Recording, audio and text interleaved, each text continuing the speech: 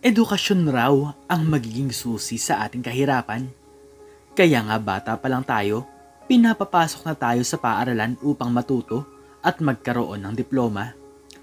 Gayunpaman, hindi naman lahat may pagkakataong mag-aral sa eskwelahan sapagkat may mga batang mas pinipili na lamang ang kumayod para tumulong sa kanilang mga magulang upang magkalaman ang mga kumakalam nilang sikmura.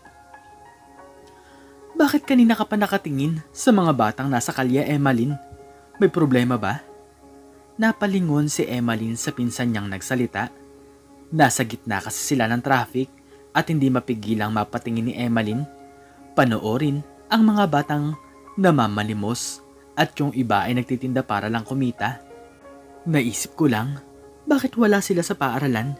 Mga bata pa sila at deserve nila na matuto pati mag-aral. Pero nandito sila sa lansangan para kumayod. Parang ang unfair, hindi ba? Saad ni Emily na kinatawa ng pinsan niya. Grabe lalim talaga ng iniisip mo. Ikaw na talaga Teacher Emmalyn. Naiiling na sambit ni Patricia. Isa kasing high school teacher si Emmalyn sa private school. Bata pa lang siya, pangarap na niya maging guro tulad ng kanyang mga magulang at kapatid. Kaso nga lang sa tuwing napapadaan siya sa mga batang kumakayod sa kalsada, hindi niya mapigilang maawa sa mga ito. Napapaisip tuloy siya kung pinangarap ba ng mga batang iyon ang pumasok sila sa school.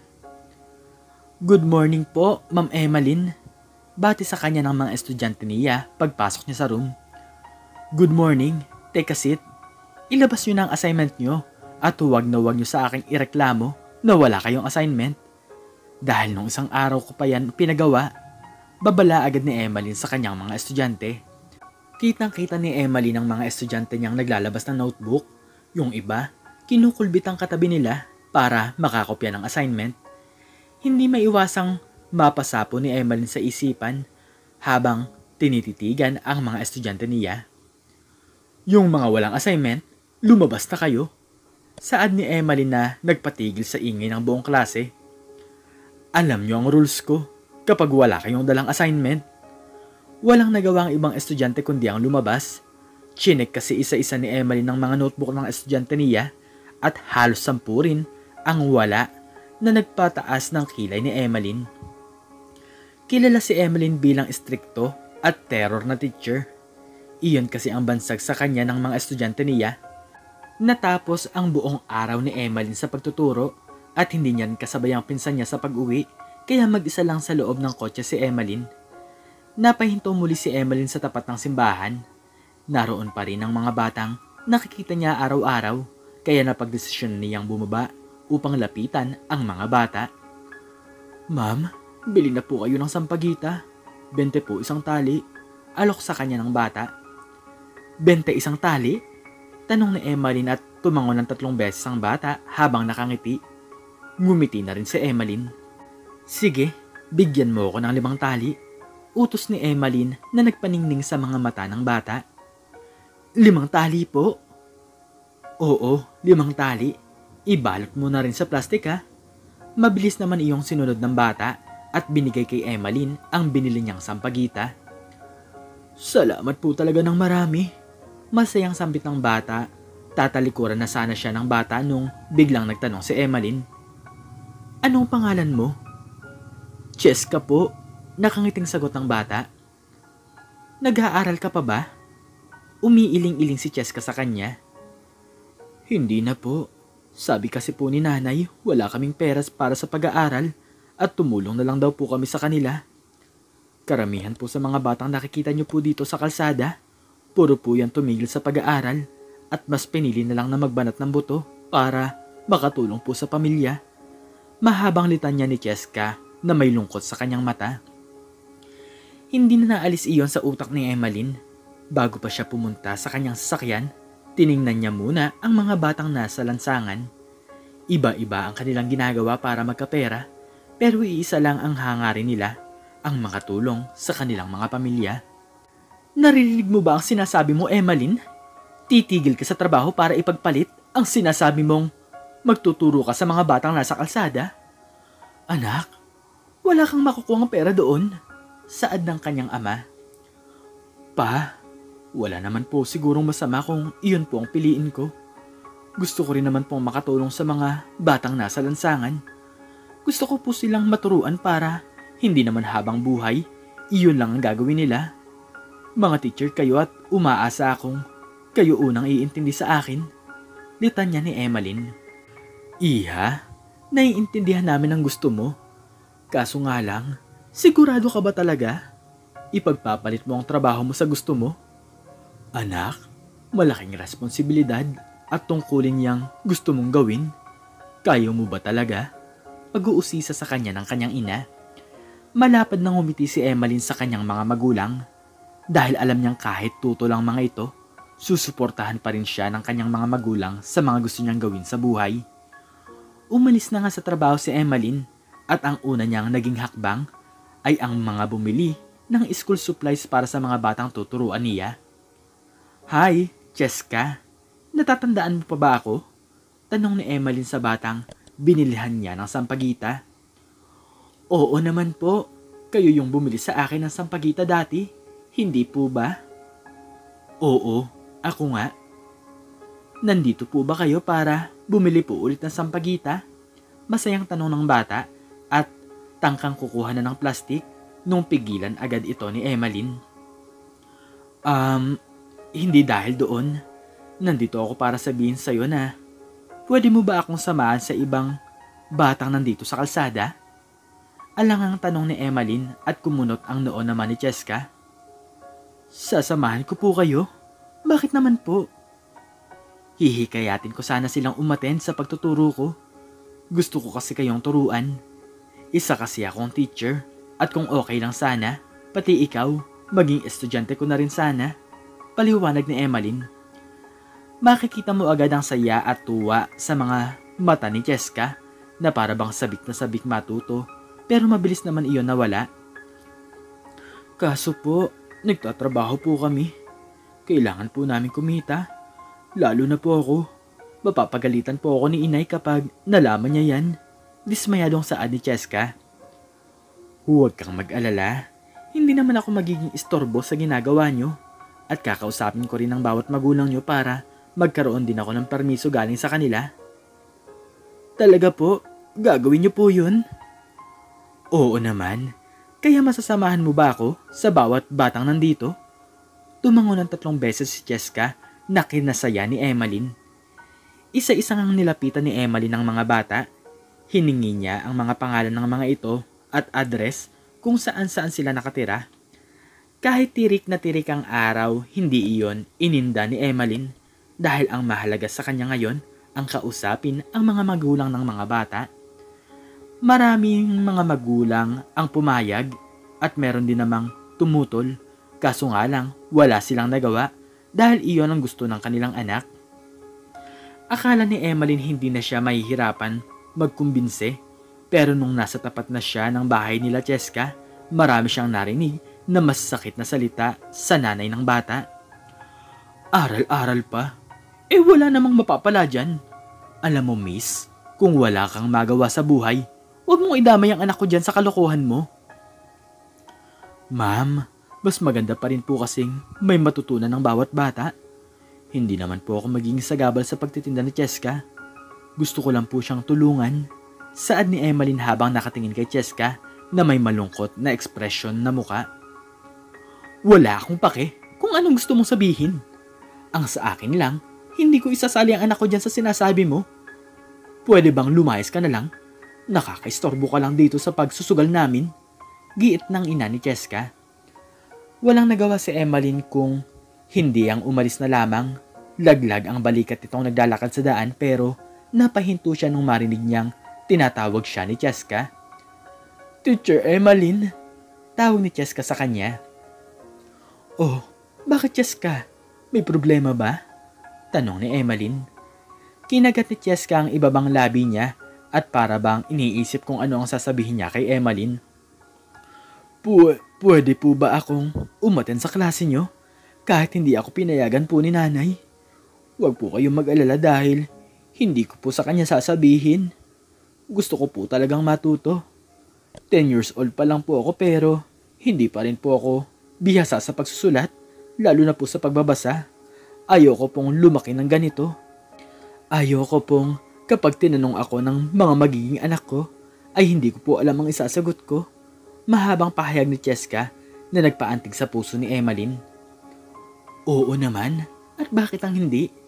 Karapatan ng bawat bata ang matuto at mag-aral, kaya ikaw huwag kang matakot at panghinaan ng loob. Nandito ako para turuan kayo.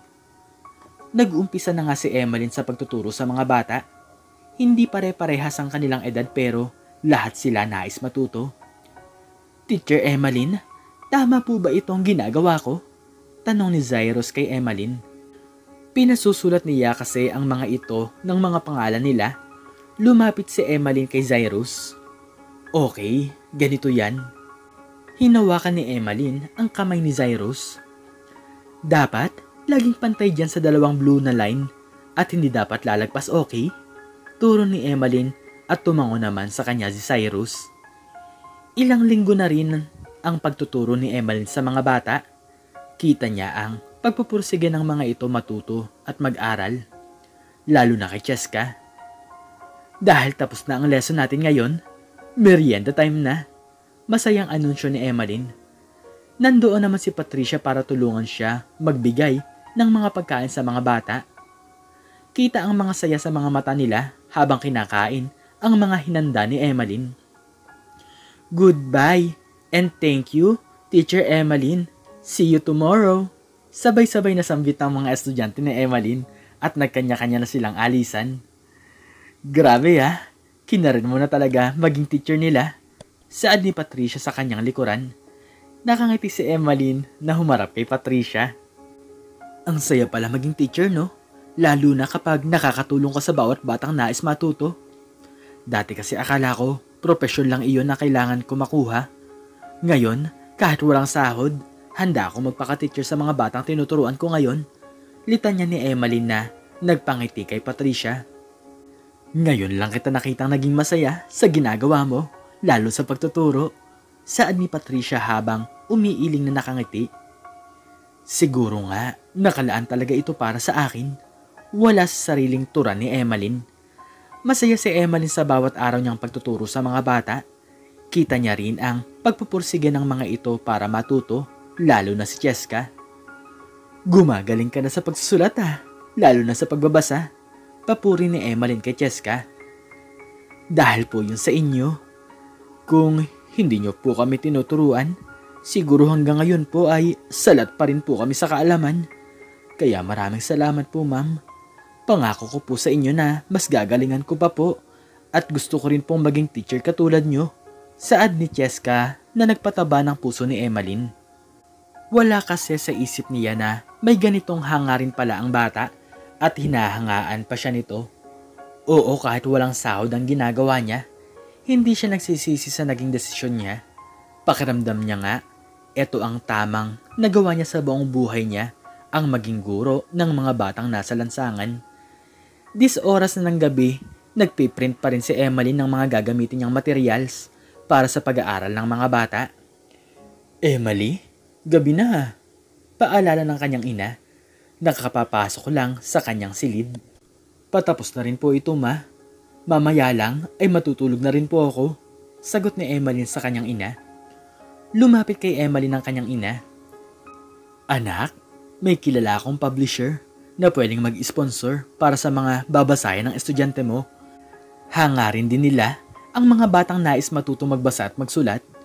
Pwede ko silang kontakin para sa'yo. Saad ng kanyang ina na nagpaliwanag sa mga mata ni Emmeline. Talaga po, meron po kayong kilala? Oo, bukas na bukas kakausapin ko sila. Oo nga pala, may mga kaibigan at kakilala akong nais mag-donate ng mga school supplies, pati na rin ng mga librong pwede mong gamitin sa pagtuturo. Napatayo si Emmeline sa kanyang kinauupuan at napayakap ng mahigpit sa kanyang ina. Salamat po, ma. Malaking tulong po ang ginawa nyo. Basta para sa'yo, anak, suportado ka namin ng tatay mo. Nagkaroon nga ng mga sponsor ang pagtuturo ni Emmeline sa lansangan at hindi lang mga gagamitin ng mga bata ang binigay nila, pati na rin mga pagkain. Pero hanggang isang araw, Hindi na nakaka-attend si Cheska sa pagtuturo niya. Hindi niya rin ito nakikitang nagtitinda ng sampagita sa tapat ng simbahan. Kaya napagpasyahan ni Emmeline bumalik sa bahay nila Cheska upang kausapin ang bata. Subalit ina ni Cheska ang humarap sa kanya. Hoy ikaw, kung wala kang magawang matino dyan sa buhay mo, huwag mo nang idamay pa ang anak ko dyan sa kalokohan mo ha. Kaya pala sobrang katiting na lang ang binibigay niya sa aking pera. Uma-attend pala siya dyan sa wala mong kwentang pagtuturo. Ano bang magagawa niya sa buhay namin? Mapapakain ba kami ng pagtuturo mo? Mahabang litanya ng ina ni Cheska. Ma'am, nandito po ako para kausapin kayo. Tsaka po nagtitinda pa rin naman si Cheska. Huwag niyo naman po ipagkait sa bata ang gusto niya. Nais niya pong matuto. Gusto niya nga pong maging teacher eh. Bilang isang ina, karapatan nating paaralin ng ating mga anak. Paliwanag ni Emmeline. Tumawa naman nang nakakainsulto ang ina ni Cheska. Wala akong pakigyan sa paliwanag mo. Hindi na siya pupunta sa pagtuturo mo. Kaya kung ako sa'yo, pwede ka nang umalis. Ma'am naman, pakinggan niyo naman po ang anak niyo kahit isang beses lang. Sabi kong umalis ka na. Alis, istorbo. Walang nagawa si Emmeline kundi ang umalis. Hindi na rin sa kanya humarap si Cheska. Ilang beses na rin siya pabalik-balik sa bahay nila Cheska hanggang sa malaman niyang umalis na nga ang mga ito at lumipat na ng tirahan. Masaya namang nagpatuloy si Emmeline sa pagtuturo pero kahit ganoon may kaunting puwang sa kanya na pangangulila kay Cheska. Lumipas na ang ilang taon at nagpatuloy sa adhikain si Emmeline. Nakilala na rin siya bilang guro ng lansangan. Nagkaroon na rin siya ng iba't ibang parangal. Meron na ring ibang guro na nag-volunteer na samahan siya sa pagtuturo sa mga bata. Hanggang isang araw, may isang babaeng hinahanap siya.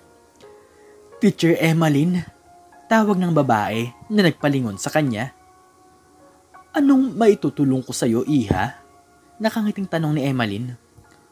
Pwede po bang mag-volunteer bilang teacher ng mga bata? Sambit ng babae. Oo naman. Pero walang sahod dito ha. Ano ba ang pangalan mo? Cheska po. Cheska Rodriguez. Saad ng babae na nagpatigil kay Emmeline. Cheska? Saglit lang ha. Ikaw ba yung batang tinuturuan ko dati? Tumango ng 3 beses si Cheska. Opo, ako nga po. Yung batang binilhan niyo po ng sampagita. Saad ni Cheska. Naiiyak na niyakap siya ni Emmeline. Ang laki mo na. Dati ang liit-liit mo pa pero ngayon mas matangkad ka na sa akin. Ano bang nangyari? Bakit lumipat kayo ng bahay? Umupo sila sa bakanteng upuan at nagkwento na si Cheska. Kailangan po eh. Lumipat kami sa probinsya ni tatay. Doon na rin po ako nagtrabaho. Tapos po, nag-take po ako ng ALS. Pumasa po ako kaya po nakapag-high school po ako. Wala na rin hong nagawa si nanay. Hinayaan niya na lang po ako sa gusto ko. At ngayon po, graduate na po ako sa college. Education po ang kinuha ko. Mahabang kwento ni Cheska. At hindi maiwasan ni Emmeline ang umiyak dahil may isang batang nakapagtapos at nakamit ang pangarap niya dahil sa naging pagtuturo niya. Kaya Teacher Emmeline, salamat po sa lahat ha. Kung hindi po dahil sa inyo baka hanggang ngayon po ay pangarap ko pa rin po ang makapag-aral. Isa po kayo sa naging inspirasyon ko habang nag-aaral. Kaya maraming salamat po sa lahat. Pagpapasalamat ni Cheska at niyakap siya muli ni Emmeline. Masaya rin ako para sa iyo, Cheska. Salamat dahil nakapagtapos ka. Saad ni Emmeline. Naging volunteer teacher nga si Cheska. Kitang-kita ni Emmeline ang mga ningning sa mga mata ni Cheska habang nagtuturo. Si Cheska ang isa sa hindi nang iwan sa kanya para turuan ng mga bata. Ang sabi nga nila hindi responsibilidad ng mga bata na buhayin ng kanilang pamilya dahil ang mga musmos na batang nasa kalsada ay sa eskwelahan na babagay. Pero dahil sa hirap ng buhay ay wala na silang choice kundi ang tumulong sa kanilang mga magulang. Pero bilang isang magulang, matuto tayong buhayin at pag-aralin ang ating mga anak dahil hindi naman sila pinanganak sa mundo para maging kasama mo sa pagtatrabaho. Hindi rin naman nila kasalanan ang mabuhay silang mahirap, pero maging kasalanan lang ng mga magulang kung hindi nila paaralin ang kanilang mga anak, sapagkat isa sa mga karapatan ng mga bata ay ang makapag-aral. At hanggang dito na po nagtatapos ang istorya ng Juana Tales, at sana po ay nagustuhan nyo ito. Please like, share, and subscribe, and click the notification bell para palagi po kayong updated sa mga bago po nating istorya. Muli ay maraming salamat po, at God bless us all.